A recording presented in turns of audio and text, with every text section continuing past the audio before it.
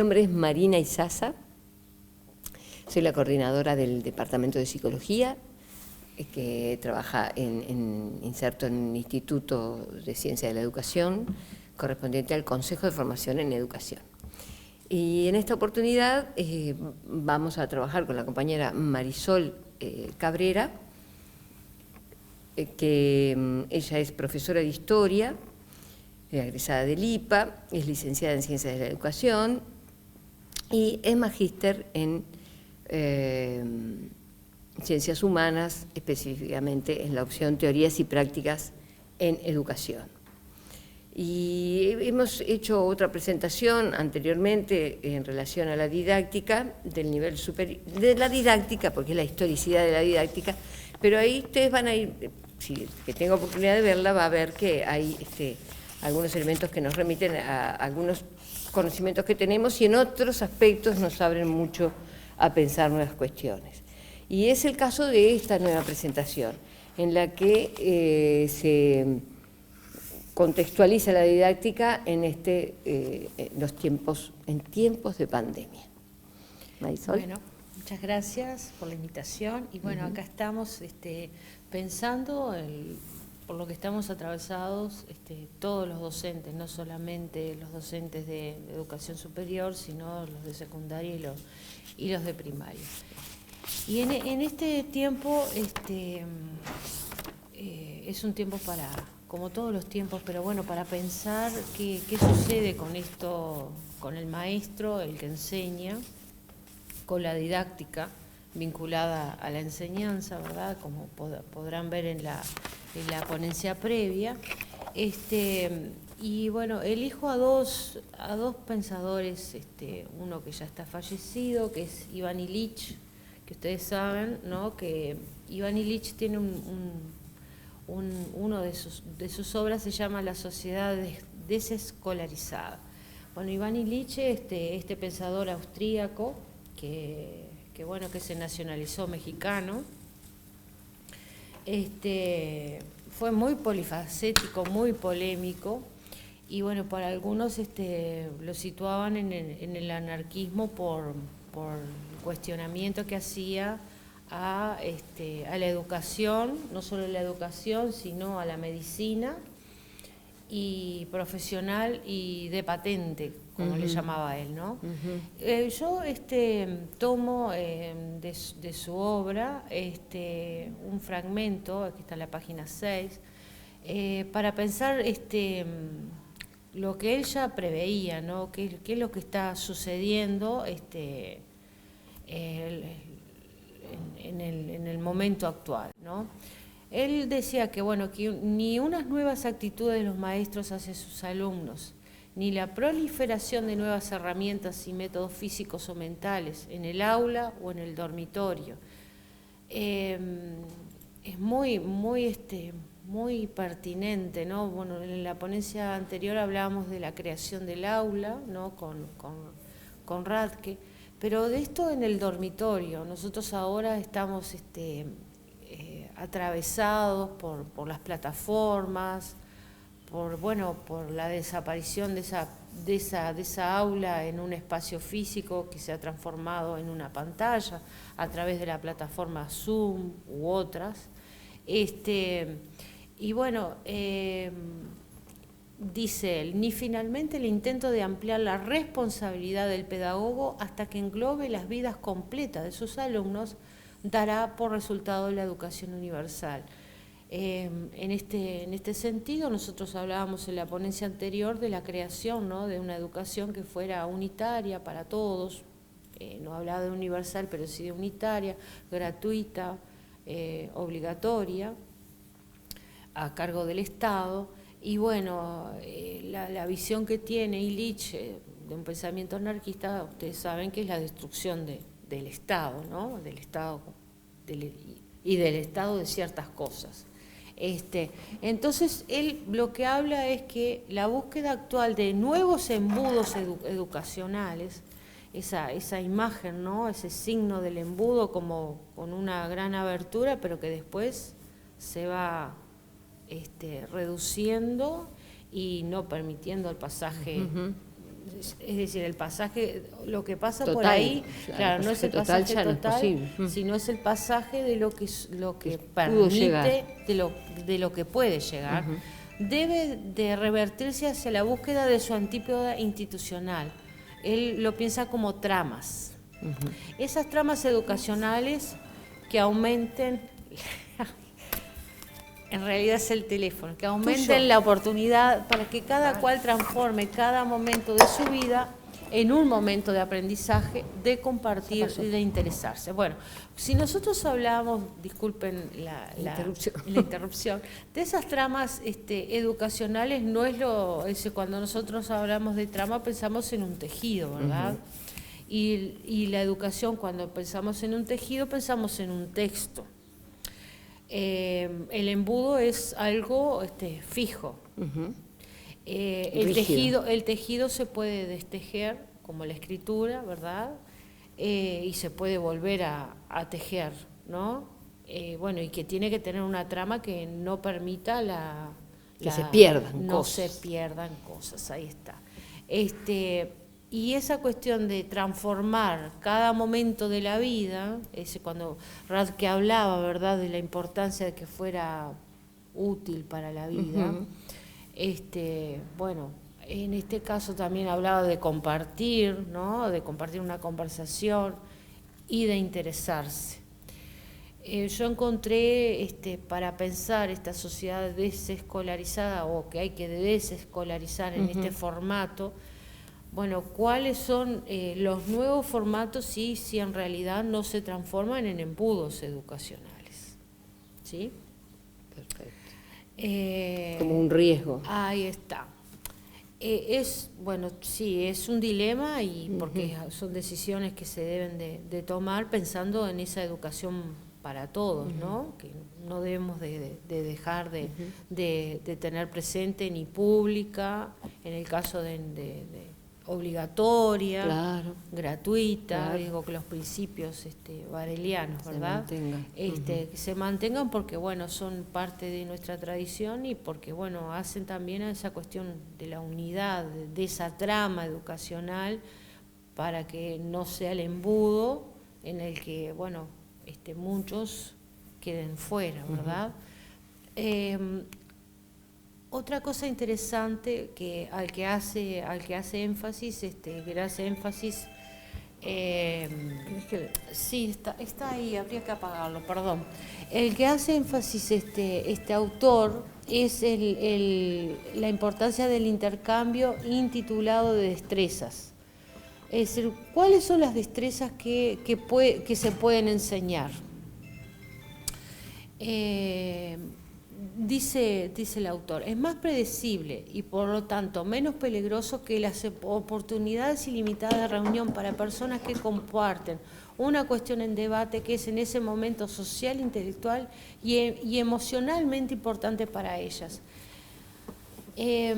Las destrezas que se pueden aprender, por ejemplo, cuando hay quien enseña algo pero no tiene el título. A eso es lo que hace énfasis este autor, ¿no? Y cómo el título es lo que legitima, lo que da valor, y si no se tiene ese título no se podría enseñar.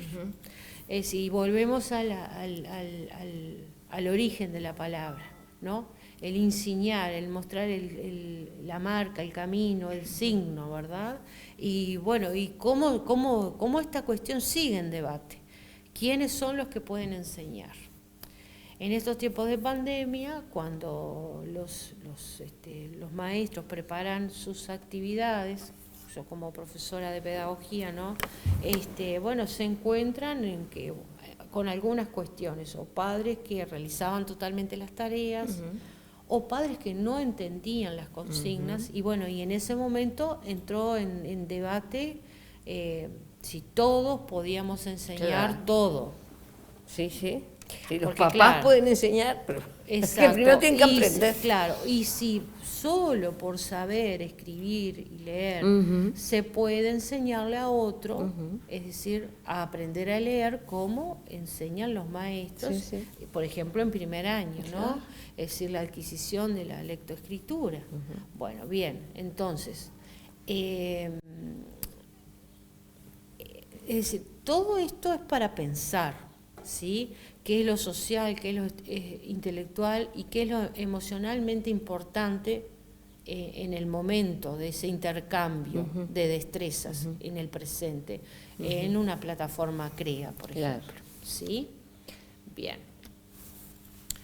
Entonces, como se sabe, Illich compartió con Freire cómo enseñar, ¿no? O sea, cómo ser maestro, es decir, y relacionado con la didáctica. En la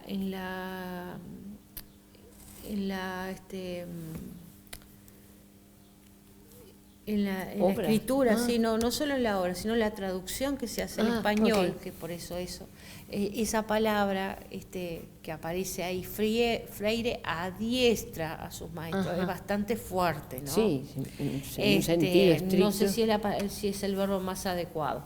Para trasladarse a una aldea, es decir, enseña a sus maestros, de verdad, para trasladarse a una aldea y descubrir las palabras que designan asuntos actuales importantes. Por ejemplo, para esa aldea. Para esa aldea. No vas a ir con un programa, vas a ir a descubrir. Ahí está. Entonces, la diestra es un modo de decir, en realidad, Eso, porque claro. alguien que te propone, vas a la aldea para descubrir qué asuntos importantes tienen esos pobladores, y en base a lo cual enseñar, no va a pensar que tiene que adiestrarlo como una domesticación. Ahí está, como una domesticación. Pero bueno, quería hacer énfasis Muy en bien. eso, que es una traducción, Claro. ¿no? Tales como el acceso a un pozo. Claro, un pozo de agua, ¿no? Sí, sí. O el interés compuesto de las deudas que se le deben al patrón. No es el patrón que le debe al empleado, es a la inversa, ¿no? Por la tarde los aldeanos se reúnen para conversar sobre esas palabras clave. Genial. Que en realidad esas negritas son las coloqué yo, ¿no? Está bien. Porque me parece importante ver qué es lo importante en la educación, ¿no? ¿Por qué son importantes esas palabras? ¿Por qué es importante conversarlas? ¿Y por qué son claves? ¿Sí? Nosotros cuando hablamos de palabras claves en una ponencia, bueno, son las palabras donde van a buscar, donde se va a buscar la información que parece pertinente y que darían el punto, es decir, la marca o el signo donde se debe de buscar, en el cual yo tengo interés, ¿no? Bueno, y esto opera lo mismo, es como una escritura, ¿verdad? Esas palabras operan como escritura porque están relacionadas con asuntos importantes. Bueno, ¿cuáles son los asuntos importantes en el presente, en la educación global, en la educación local? ¿Sí? ¿Cuál es el interés compuesto de las deudas que se le deben al patrón? ¿Cuál es ese patrón? ¿Sí? ¿Cuál es el acceso a ese pozo, es decir, a algo tan vital para algunos habitantes, para todos los habitantes, pero con algunos que no tienen agua, ¿verdad? Siguen siendo importantes lo que le sucedía a esa aldea, porque, bueno, estamos en un sistema en el que todos necesitamos agua, ¿sí? Obviamente. Y todos tenemos deudas, ¿sí? Los estados tienen deudas, los habitantes tienen deudas, los ciudadanos tienen deudas, algunas son privadas y otras son públicas, ¿sí? Bien, entonces, ¿cómo pensamos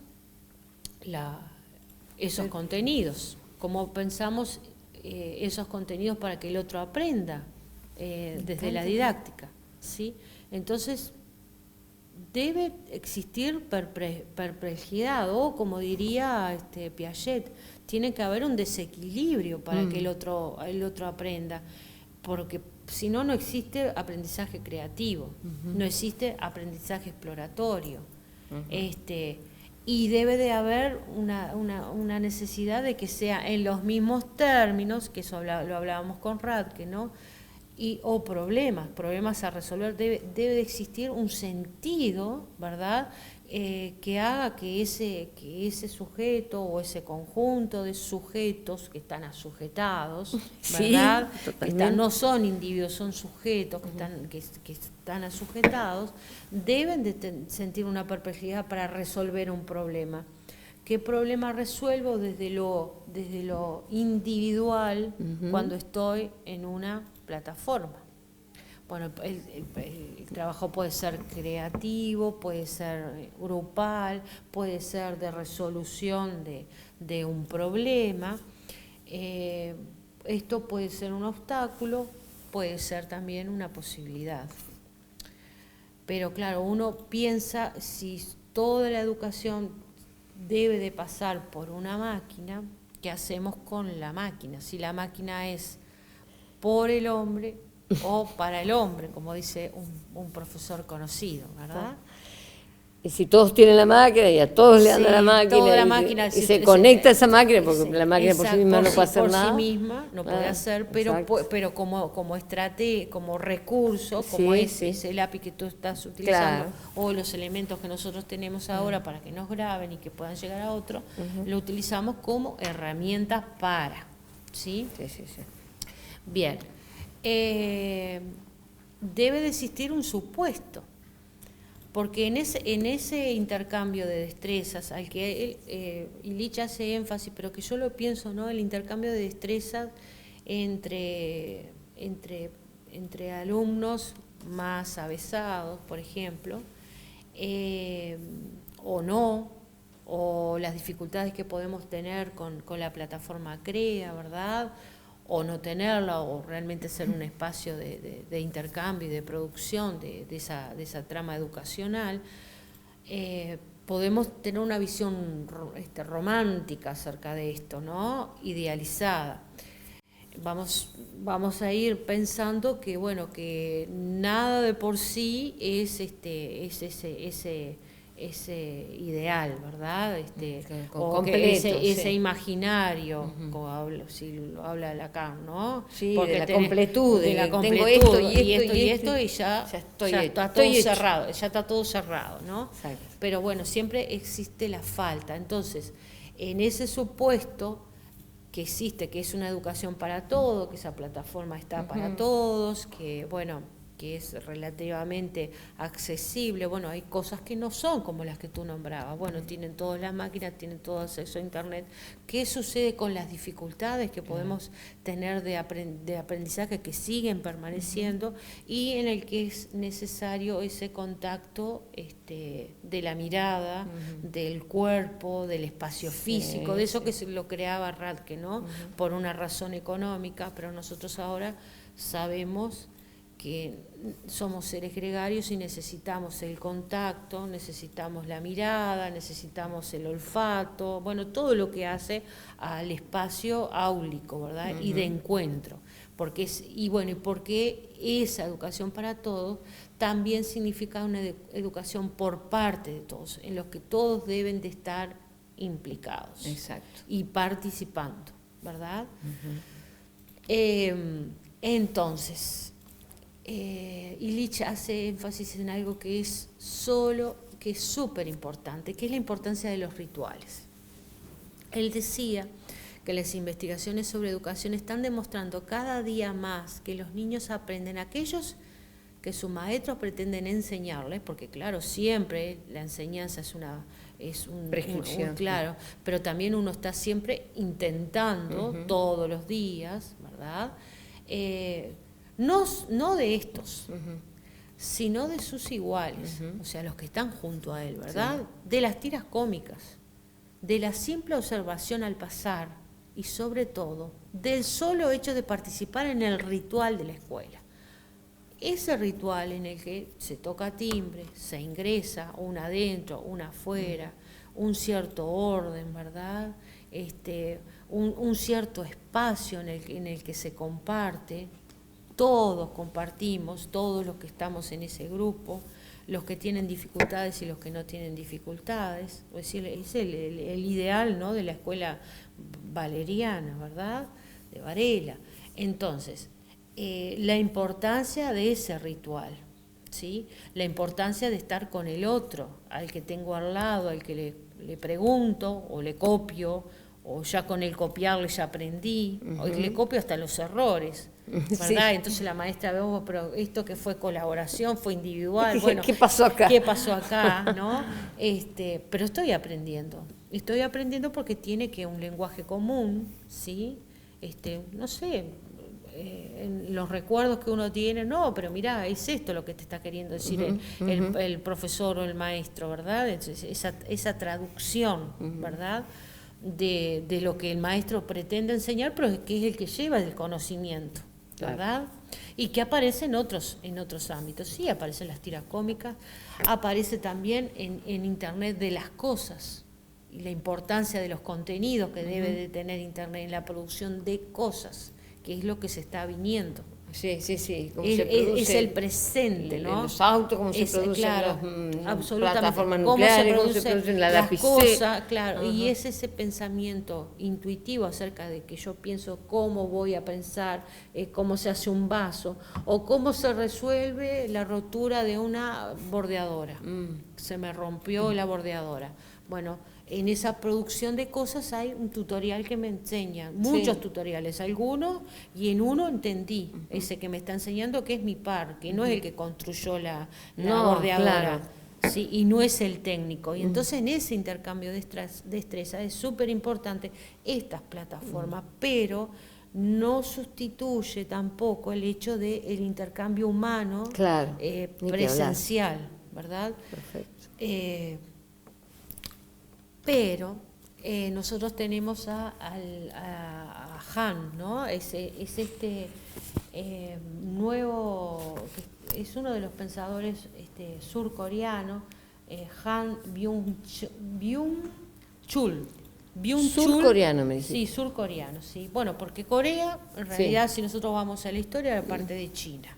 O sea, estas cuestiones son las conformaciones de los estados y las decisiones, etcétera, de las potencias y de los imperios, ¿verdad? Pero bueno, el surcoreano está actualmente y enseña en Alemania. Y él escribió este libro en el 2019 y en el 2020, ahora en agosto, salió en formato, por lo menos aparece, ¿no? En formato digital, en agosto del 2020, la desaparición de los rituales, una topología del presente. Es decir, él lo escribe antes de la pandemia, de la pandemia para nosotros, ¿no? En el 2019, para el mundo. Bueno, volvemos a la importancia de lo que él dice, la desaparición de los rituales. Él define a los ritos como acciones simbólicas. ¿Y por qué? Él dice que transmiten y representan aquellos valores y órdenes que mantienen cohesionadas una comunidad. Es decir, la trama educacional, no es el embudo, ¿no? Perfecto. Es la trama. Generan una comunidad sin comunicación. Sí, porque no hay que comunicar. Cuando yo me voy a casar, suponete, y voy al rito del casamiento, o vas al rito, no sé, el rito de finalización de cursos, ¿sí? O el rito de la entrega de las banderas, que fue hace poco, es decir, de los que se van y de los que llegan, de los viejos y los nuevos, no se tiene que estar comunicando, sino que ese símbolo está transmitiendo algo. Él dice que lo que hoy predomina es lo inverso, hay una comunidad sin comunicación. ¿Y cuál es el tema? Que si los rituales desaparecen los símbolos, desaparecen las marcas. Porque los rituales son constitutivos de la percepción simbólica que nosotros tenemos acerca de la bandera, la entrega de la bandera, del acto, lo que hay atrás, de los colores, porque el sol, ¿no? Es decir, se está enseñando sin explicitar por la palabra. Entonces, la importancia de estos rituales está relacionado con el reconocer. Reconocer algo como lo que ya se conoce y que por lo tanto, dice el autor, hay que instalarse en un hogar. Cuando uno reconoce la escuela, reconoce el salón de clase, se siente en casa, se siente en el hogar, ¿tá? y se desaparece esa contingencia de la primera presentación. Yo cuando voy al aula no me tienen que estar presentando que esa es mi clase, sino que yo ya la siento, la internalicé y lo elevo al ideal de que cuando uno habla de maestro, a uno le viene su maestro, si le hablan de aula le viene su aula, si le hablan de banco viene su banco, en el que bueno, y lo hace, lo internaliza, lo hace parte de sí, lo aprende, ¿no? Entonces, cuando uno reconoce, dice el autor, está un estar en el mundo y es un estar en casa. Y eso transforma al mundo en un lugar fiable, porque son en el tiempo lo que una vivienda es en el espacio. Y hacen habitable el tiempo. Estas palabras son muy simbólicas, ¿no? Porque se puede celebrar el tiempo igual que se festeja la instalación en una casa. Esa reconocerse, ese rito, ordena el tiempo. Claro. Y lo acondicionan. A partir de esta cuestión de nombrar esa obra, que es la que aparece acá en la imagen, que es Ciudadela, cuando nombra Ciudadela a mí me trajo otro autor francés, y no era Cronin. Era Antoine de Saint-Exupéry. Entonces fui a buscar el libro y efectivamente hay una editorial, que es la ventaja que tenemos en este tiempo, sí, en que tú podés leer en línea el libro. Claro. Y fue lo que hice. Entonces, él lo describe como técnicas temporales de instalación en un hogar. Entonces, Saint-Exupéry, que es el autor del Principito, sí, ¿no? Que todos lo conocemos, todos, o la inmensa mayoría, por esa obra, esa cuestión de que lo esencial es invisible a los ojos. Bueno, cosas, ahí está. Bueno, pero los ritos son, dice Saint-Exupéry, en el tiempo lo que la morada es en el espacio. Genial. Pero bueno, es que el tiempo que transcurre no nos dé la sensación de gastarnos y perdernos, como al puñado de arena, sino de realizarnos. Precioso. Bueno es que el tiempo sea una construcción. Así voy de fiesta en fiesta. Me encanta. Y de aniversario en aniversario, de vendimia en vendimia, como iba cuando niño de la sala del consejo a la sala del reposo, a la anchura del palacio de mi padre, donde todos los pasos tenían un sentido. Genial. Claro. A uno esa de que todos los pasos tienen que tener un sentido. Ahí está, tienen que tener un sentido. Bueno, y el asunto es la pérdida del sentido. Si hay una pérdida del sentido, si yo no puedo ir justamente, si no puedo celebrar, ¿no?, en comunión, ¿verdad?, el fin de cursos, el inicio de cursos, las fechas patrias, que son significativas para la tradición de nuestro país, para la formación de la identidad. Si no puedo en estos momentos tampoco ir a un partido de fútbol, que es súper importante para muchos uruguayos, si ahí el símbolo que aparece es un cartón con mi imagen, pero no soy yo el que está compartiendo el espacio, ¿no? En el fútbol, sí. Por ejemplo, en el fútbol. Sí. Porque no hay hinchada. No, claro. Yo hablo porque, bueno, lo actual, ¿verdad? Está bien, es decir, no puedo compartir el espacio. Entonces, sí, claro que uno se pierde y es un puñado de arena, es decir, y no existe una construcción. Él lo hablaba antes, voy a decir, el autor, Saint-Exupéry, escribe su novela, ¿no? Han lo toma previo a la pandemia. Todo, claro, todo. Previo a la pandemia. Pero, es decir, tiene una actualidad, porque ¿qué pasa con las cosas? En el marco ritual las cosas no se consumen ni se gastan, sino que se usan, ¿verdad?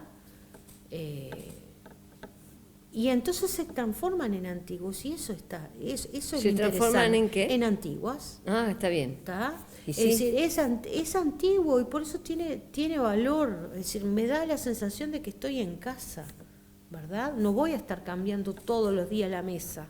La mesa es la mesa de mi casa. Puedo hacer un cambio de mobiliario, pero no son todos los días. Claro, claro. Nosotros ahora estamos en esta cuestión de que todo tiene que ser novedoso. Claro. Todo tiene que ser divertido. Sí. Todo tiene que ser novedoso. Vamos a Y ver rápido. y rápido. Entonces, por el contrario, bajo la producción, para producir nosotros nos comportamos con las cosas, es más, con el mundo, consumiendo en vez de usar. Sí, a eso quería, cuando hablamos recién. Si yo uso esta campera, esta cosa, sí, esta campera, Sí.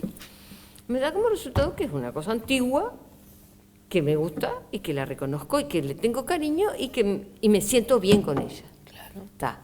Pero como yo la compré hace mucho tiempo, y esto es real, si yo quisiera consumir o gastar, hoy gastadita está, Claro. algún rocecito tiene, le tuve que coser alguna manguita, yo que sé, algún botón que se me cayó, pero si yo hubiese pensado del modo si no me hubiese dado cuenta que la quiero usar, bueno, nada, me compro otra y ya está. Claro. Y así después me compraré otra, y luego me compraré otra. Y eso es lo que está mostrando él, ¿no? Claro. El asunto es que las cosas nos desgastan. Exacto. Ese es el tema. En vez de nosotros gastar a las Sí. cosas, las cosas Nos desgastan porque... es la máquina, en vez de ser Sí. para el hombre, es pero el hombre para la máquina. Igual estás de acuerdo conmigo Exacto que estoy. en que la cosa tiene ese significado de gastarme porque yo permito que me gaste. Claro, pero yo estoy en una cultura, es decir, y el Que te tema, obliga. claro, en el que la trama Ujú, desaparece y se queda ese embudo. claro. Ahí está. Para algunos. Sí, ¿no? para algunos. Bueno, A ver, el ¿qué tema pasa de con las emociones. Y que tienen que ver con las cosas. Hoy consumimos no solo las cosas, sino también las emociones de las que ellas se revisten. Ahí quedó de las juntos, pero va No, separado. ya entendimos. ¿Está? Si hay un error de tipeo. No se puede consumir indefinidamente las cosas, porque claro, va a llegar un momento que esa campera se va Sí, ya no va a ser más se va a posible. gastar, claro, no va a ser más posible. Pero sí las emociones. Así es como nos abren un nuevo infinito campo de consumo. Revestir de emociones la mercancía y lo que guarda Claro. relación con ella. Tomás Coca-Cola, es decir, tomás ese refresco y sos feliz, es el símbolo de la felicidad, o consumís esto y tenés un lugar en el mundo, no en el hogar, sino en el mundo, tenés una posesión, esa cosa, ¿verdad? Entonces, se reviste de emociones la mercancía y la estetización está sometida a la presión para producir. Claro, claro. Sí. La moda es para producir. Bueno. Si está de moda o es antiguo, no, Claro. pero es para producir. Y su función es incrementar el consumo y la producción. Clarísimo. Entonces, lo económico, dice Han, coloniza lo estético. Las emociones son más efímeras que las cosas y por eso no dan estabilidad a la vida. Bien. Han, en su obra, él dice, la presión por producir crea en esta cuestión de la emoción, ¿no?, la presión por aportar rendimiento. Es decir, el sujeto que sale, por ejemplo, de su trabajo, se conecta con las redes y en las redes produce. Es decir, pero produce un zumbido, dice Han. Es decir, no hay una profundización en eso. Es decir, sobre algo se habla y no se comprende muchas veces, y lo que queda al final no es un teléfono descompuesto, es un zumbido. Ajá. En el que no hay no se discrimina nada. No se discrimina nada. Y el zumbido sabemos que aturde, sí, ¿verdad? Es una de las funciones. Ese aturdimiento, ese anestesiamiento confunde, desordena, no se puede verificar con claridad. Y bueno, y eso tiene un propósito, ¿no? Es decir, es romper esa trama, se rompe la trama. Y ahí no hay un sujeto, ahí hay un individuo y aislado, ¿sí? ¿Cómo pensamos la educación entonces? Claro. ¿Cómo pensamos la educación en general, el educar, ¿no? ¿Sí? El sacar y el dar y el alimentar? ¿Cómo pensamos enseñar? ¿Cómo pensamos la didáctica? Es decir, se complejiza de una manera acelerada, nos aturde, porque bueno, nos aturde los aparatos, nos aturde los ojos, nos embota el cerebro, el excesivo zoom, ¿verdad? Claro. La compartimentación. Entonces tenemos que pensar qué usos hacemos de la máquina para enseñar, para no sobresaturar, para que no se transforme también en un zumbido cuando estoy agotando al otro y no dándole el tiempo también, porque como enseñamos por campos del saber, por ejemplo en primaria, es decir, tiene que estar todo relacionado, pero claro, una cosa es cuando la maestra planifica y va modificando en ese espacio compartido, y otra cuando tiene que subir tareas. Sí, no tiene nada que ver, claro. No, y nos hemos dado cuenta de que, bueno, que la máquina puede ser un aliado, pero nunca va a ser un sustituto. O no sabemos. No. O no bueno, sabemos. Mi postura Estamos, que no, hay posturas que creo sí, que que posiciones, no. hay que tomar posición. Hay que tomar al final. posición. Yo estaba pensando en otra cosa, pero hace rato estoy pensando en otra cosa. A ver. Pero capaz que yo voy a preferir que tú termines, porque seguramente aparezca, y si no aparece yo te lo digo. Yo creo que tal vez tenga algo que ver esto. Mira, el trabajo, el rendimiento se distingue del trabajo por la economía de su libido.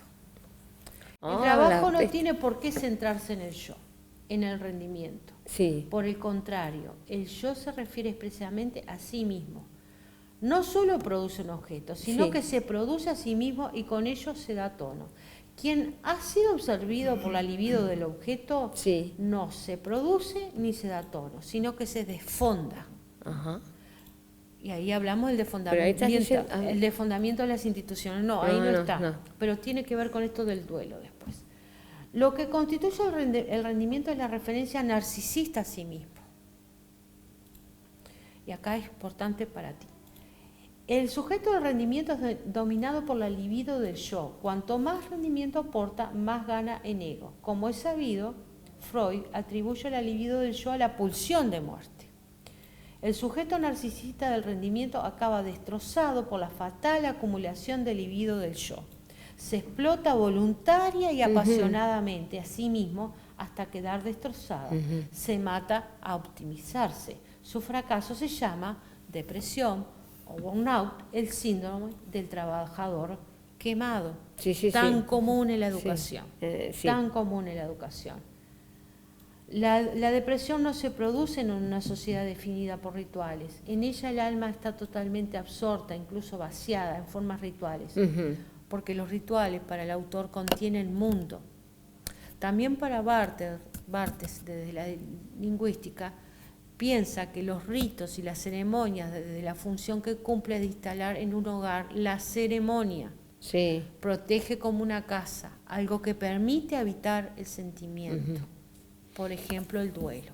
Y entonces nosotros en este momento estamos en el duelo de muchos, de observar que ya el aula no es el aula, que ya el contacto no es el contacto, que no sabemos qué es lo que va a suceder, que no sabemos si esta pandemia cuánto va a durar, si no sabemos si va a haber un retroceso, otra vez volver al claustro, al encierro, ¿verdad?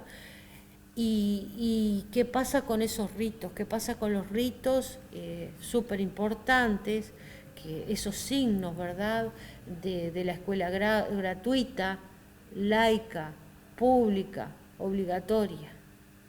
Y unitaria. ¿Y qué pasa con nosotros que estamos enseñando? ¿Qué pasa cuando un maestro no puede abrazar a un niño? ¿Qué pasa con esas emociones? ¿Qué pasa con ese desfondamiento que ya se veía? Sí. El desfondamiento no de la escuela como institución, ¿o sí? ¿Qué es lo que está pasando con la escuela? O por lo menos se veía que había que cambiar. Que había que cambiar. Un cambio fuerte en la escuela. Bueno, pero ahora el cambio es... Pero parece, no sé. No sé. Porque no, podemos ser dramáticos y decir la escuela No, desaparece no. porque tenemos todo esto. No, porque siempre es necesario enseñar. Es la cosa comunidad claro, puedo decir, de persona a persona. Claro, la claro. comunidad necesita enseñar, ¿verdad? Ujú. Ahora hay que ver cómo, dónde, de qué manera. Sí. Lo con que qué yo sentido. quería plantearte Sí. hace un ratito, porque por la redacción o por los autores que hemos tomado, se menciona al niño, y nosotros sabemos que en la formación docente tenemos adultos, los alumnos o el estudiantado es de 18 años para arriba, porque se requiere ingresar con preparatorios y Sí, tal. el bachillerato. Entonces ahí en cuanto al trabajo mediante el trabajo online, que el alumnado sea adulto es una ventaja, porque en general no precisaría de un otro que le ayude a interpretar o a tocar o a mover, a aprender, a cargar, a comprar no sé lo que, porque no se oye, ¿me explicó? Ujú. Pero desde el punto de vista de lo didáctico, de cómo le enseño al grande y cómo le enseño la psicología al grande, al adulto, se abriría una interrogante. Yo podría tirar algunas líneas como para pensarlo, pero no es el objetivo de tu o te parece que se puede enganchar por algún lado. No es el título de tu ponencia. Claro. Pero no sé si lo querés pensar para algún lado o lo tiro yo lo que estoy Sí, pensando. a ver, sí. Me Parece interesante. no, porque no yo no descubro ninguna pólvora. Lo que va a ser difícil es citar algún autor, porque es algo que estoy pensando en este momento. En función de que este estudiante que está en el aula, ¿no? O en el aula virtual o en el aula, porque ahí ocurre, lo que voy a decir siguiente ocurre estando en el aula virtual, en el aula física, y es que es un sujeto humano singular, tanto como lo soy yo que estoy explicando algo o hablando algo, es un sujeto humano que está viviendo determinado momento evolutivo de su vida y tiene determinadas tareas que realizar de acuerdo a lo que es su desarrollo psicosocial, psicosexual y social, si quieren, para incluir varias perspectivas. Afectivo vincular, exactamente. Y bueno, ahora sí se me están ocurriendo los autores, claro, a la medida que uno habla, le vienen como que no es tuyo, ¿de dónde salió esto? Claro. Estaba pensando en Pichon Rivière ni que hablar, y bueno, Freud, pero también en otros, en la hija de Freud, en Ana Freud, y casi digo Ana Frank, y Erik Erikson, que plantean como tareas de los adultos, porque cada etapa evolutiva para Erikson tiene una tarea que realizar, acompañado de la fase de desarrollo psicosexual y psicoemocional y vincular, y de todo el desarrollo cognitivo que viene concomitantemente, hay tareas en cada época de la vida. Y entonces, si uno piensa, bueno, el alumnado de la formación docente son, en principio, adultos, la tarea es tener un proyecto y llevarlo adelante. Y cuántas veces uno ve que el alumno de primero, de segundo año está, que si su proyecto es ese o se lo mandaron a hacer, o cuántos docentes hay en la familia que le incide para que él esté aquí, o que le dijeron que, bueno, trabajo vas a tener siempre porque enseñarse...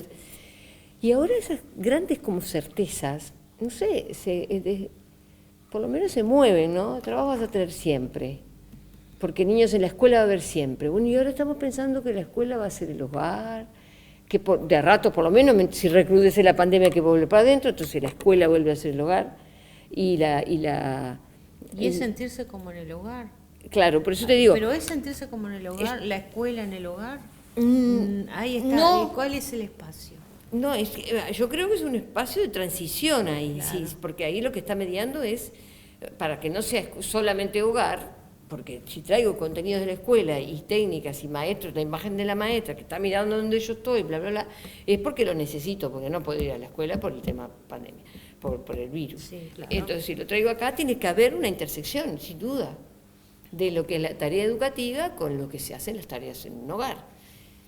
Puede ser que, bueno, habrá que ver, hay hogares y hogares y hay maestros y maestros, ¿no? O sea, exacto, hay hogares y claro, hogares. porque hay si que un ver hogar lugares. de un asentamiento, capaz que no tiene ni dónde apoyar, ni siquiera tiene conexión, o se inundó todo y se cayeron los Claro, cables. es decir, ver las condiciones. ¿Quiénes quedan excluidos? ¿No? Claro, Es complicado. Cuando se pensó el aula, por ejemplo, desde la mirada de Valle y Ordóñez, Sí. se pensó en la construcción que no fuera, que no atentara contra la sensibilidad ni del que era rico, Claro, ni una del cosa que era más bien austera o simple. Claro, que fuera austera, pero era un espacio habitable. Claro. Y de encuentro. Claro.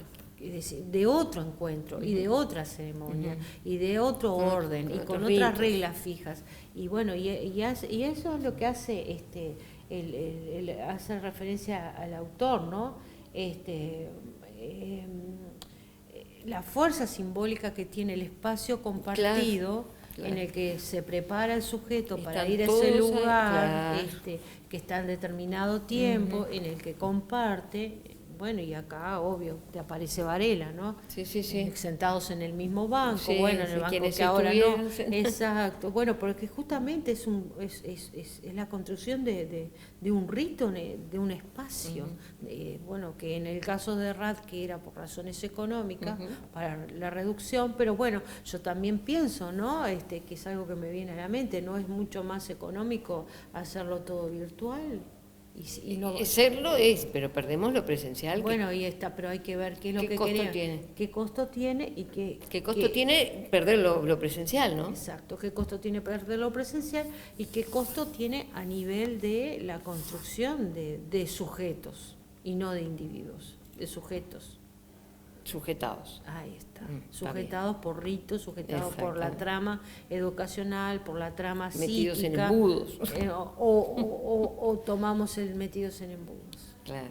Es decir, no es que solamente sea necesario por solo venir a la escuela, por solo compartir No, ese claro, ámbito, no. se desarrollen, pero ese espacio va siendo construido Sí, sí, día a día. sí, sí. Y modificado, y la presencia de todo, claro. y los bancos se rompen, y hay que arreglarlo, y hay que pintar, y hay que no sé qué. Vas resignificando. Ahora, si siempre estás recluido en tu hogar, con solamente esos vínculos, y por otros vínculos virtuales en el que no compartís la mirada, que no compartís, claro, no sé, los olores, aromas, exacto. no compartís alimentos, Sí, sí, sí, ¿no? O la importancia del comedor, etcétera, ¿no? Sí, todo lo que se aprende.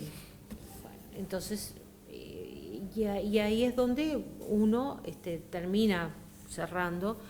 Bueno, el libro de Hannes es de acceso público, lo pueden leer. Yo a mis estudiantes les envié la tarea de que lo leyeran, porque bueno, en realidad me parece súper significativo para los tiempos en los que estamos viviendo, para pensar, ¿sí? No nos da, no para una receta que solucione, sino para pensar y para abrir problematizar y pensar. problematizar, ¿no? Y reconocerse en eso.